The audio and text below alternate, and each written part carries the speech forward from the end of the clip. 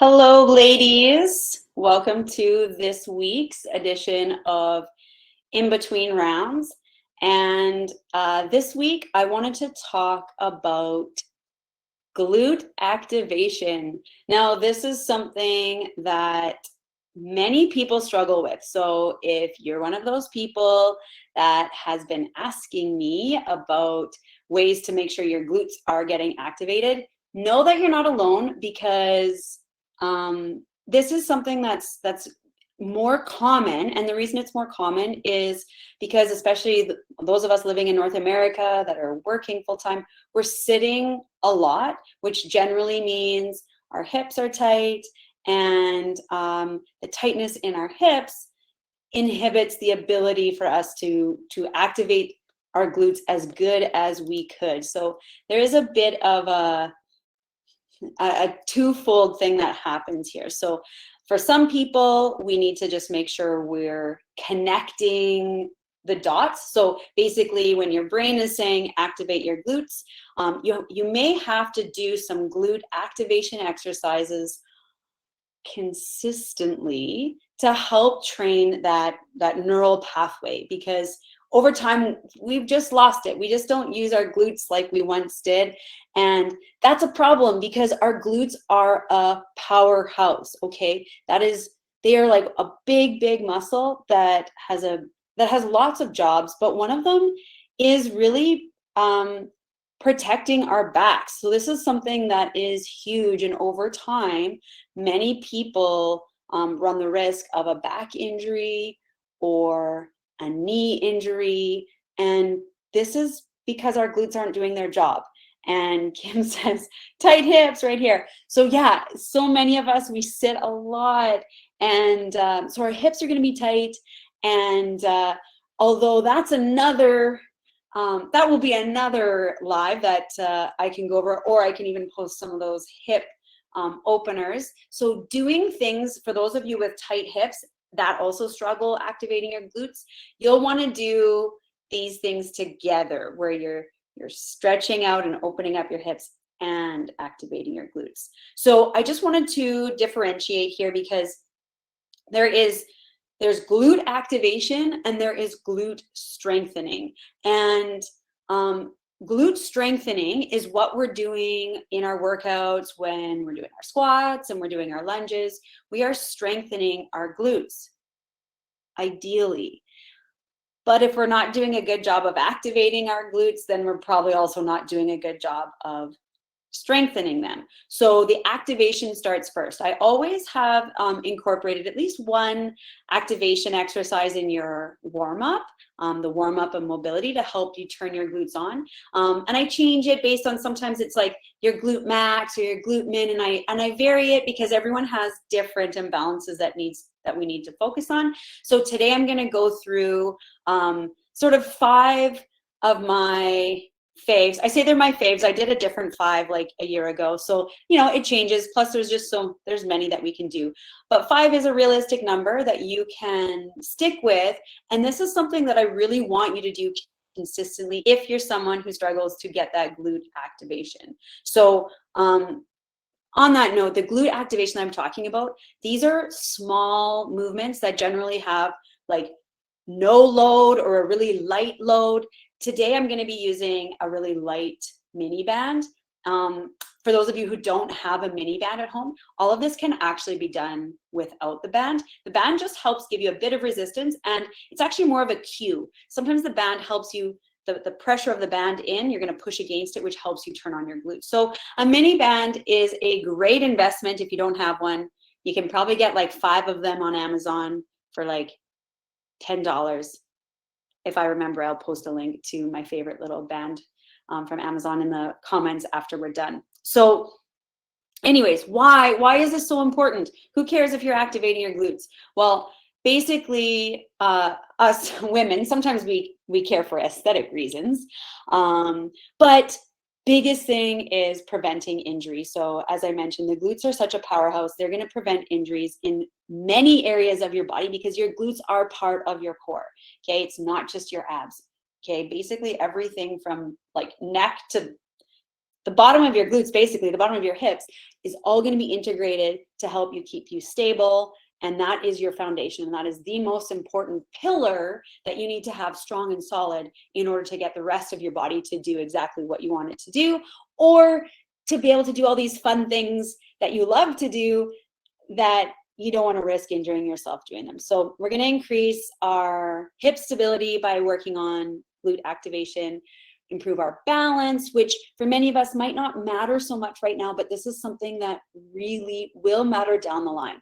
And so it's important while you're young and able and fit that you're focusing on this so that you can continue with having good balance as we begin to age. The other thing, and the most important reason I want you doing this is a great way to build that mind-body connection, especially in your glutes, so that you really are just getting a bigger bang for your buck every time you're doing your lower body workout.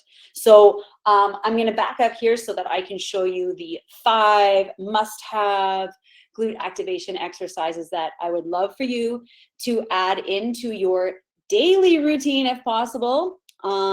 But definitely for those of you that struggle with glute activation, you should be incorporating all of these on your lower body days before you do the workout so that your glutes are working and you're feeling them and you've sort of already turned them on and you can get a bigger bang for your buck, like I said. So I'm going to just move this right here. So I want you for all of these to use a very light mini band. So this one,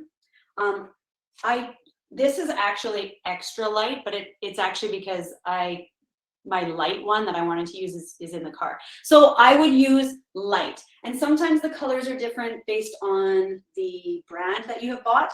So you just want there to be a significant amount of flex. If it's really heavy, you're going to be using those bigger muscles rather than the little ones that I'm trying to get you to zone in on. So we're going to start with a monster walk. And so we are quite familiar with the lateral monster walk. We've done this many times in our warm-up, but I don't want you rushing through this. These are things that I want you to be very present while you're doing so that you're getting a big bang for your buck. I'm going to say big bang for your buck probably like 100 more times today.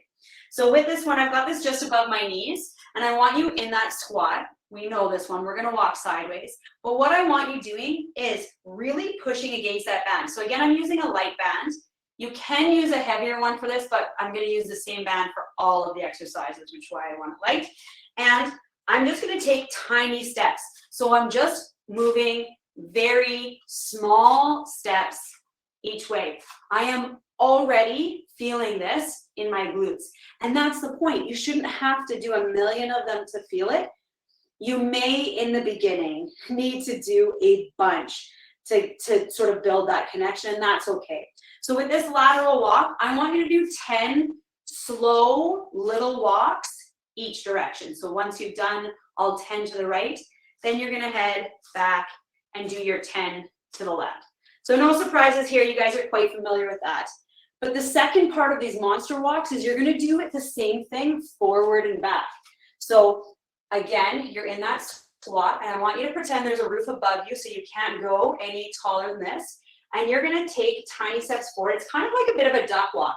I want you to think heel to toe. So I am rolling from my heel to my toe, and that transfer of weight is what really kicks on that glute. So you're gonna do 10 walks forward, ideally 10 per side, but if you're like me and you're gonna run out of room, you can do 10 total and then go 10 backwards and then just do 2 sets.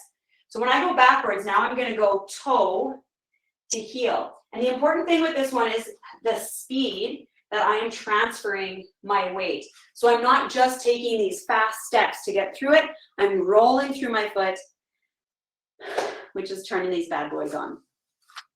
So that is your monster walk. You're gonna go lateral, both sides, and you're gonna go forward and back.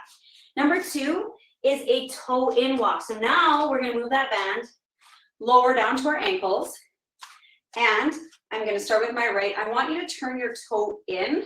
So my right heel is pointed out, and I'm gonna do lateral walks this way. I'm leading with a straight leg, so now I'm up tall.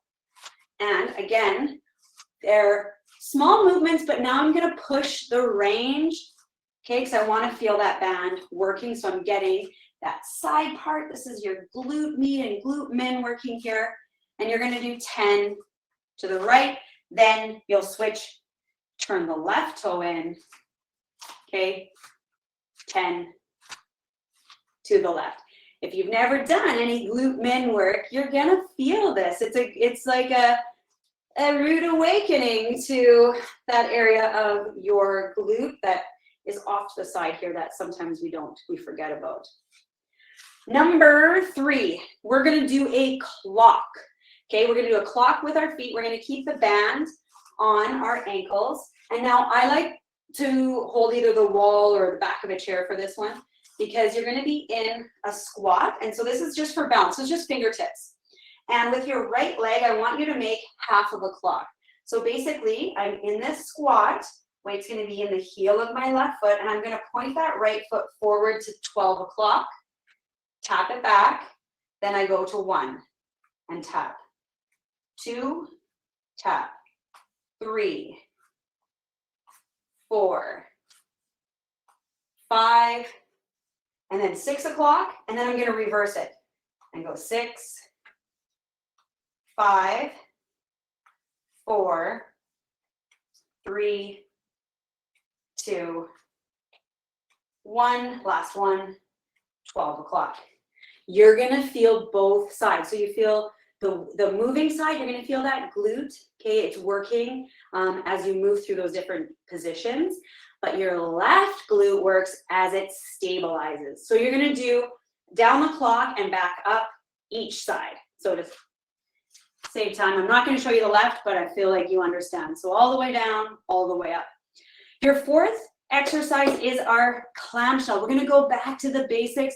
This is one that people rush through and they butcher, but it is oh so good. So now take your band and you're gonna bring it back up just above your knees. And I'm gonna get you down on the ground. So you're laying on your side. I'm gonna have my right side on top first. When you're doing this one, I want you trying to make sure you've lined your body up. So shoulders, hips, and ankles are in one line, okay? The other thing that's gonna be really important is your belly button should be, like if you had a laser beam on your belly button, okay, that laser beam should be pointed about 1 foot in front of you, okay? What that's gonna do is that's gonna help you keep your hips exactly where I want them. So that belly button's pointed down, okay? Already, that's gonna help engage your abdominals, which is what we want. Put your top hand on your abdominals and you should feel that pressure, okay? You can cough or you can laugh to make sure you have that pressure. You should feel some hardness in there. There'll be some squishy bits too, but okay, that pressure is important. We're gonna keep our heel and ankles touching, and we're gonna lift that top leg without letting that laser beam, that imaginary laser beam move. Okay, so when I'm doing this with that imaginary laser beam, I am not able to move this very far. All right, so anytime you're moving that clam all the way up here, you've moved your hips, you're no longer working that glute. So tight core, nothing moves through here. You can keep that hand on your side so that you're feeling that pressure. So I want you to do 10 of these really mindful clams with that laser beam, okay? Don't forget the laser beam, that's gonna be your number 1. And the last one that we're gonna do is a hip extension. I'm gonna suggest you do this one without a band, just to start. You can add a band for some additional resistance, but I want you doing this one. This is sort of the last hurrah. By now your glutes are burning. You're gonna lay on your stomach and we're gonna do one leg at a time. It's very important that you lift with your glute and not your hamstring. So take your right hand, put it on your glute. You're gonna keep your right knee straight, and I want you to lift that leg off the ground without arching your back. So keep your abs tight. I'm touching my glute. You should feel it firm up. And you're gonna hold this for 5 seconds. 3, 2, 1, and then relax.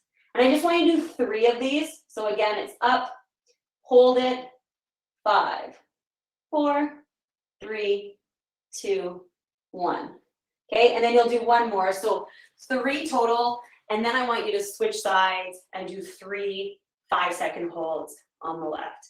I'm gonna have that written out here for you guys as well, but basically, once you're not listening to me ramble on, you're gonna be able to bang this off in about 2 minutes. And this is something that can really, really make a big difference in how your lower body is working. So do take the time to add this in and make it a part of your routine, and let me know how it feels. So it really should be something that you feel just doing one set of all 5 of those should add in a significant amount of glute burn, okay, and but not so much that you can't do the workout after. So let me know how it goes for you, and I look forward to activating my glutes with you guys till the end of time. So have an awesome rest of your day, and I will see you on the internet. Take care.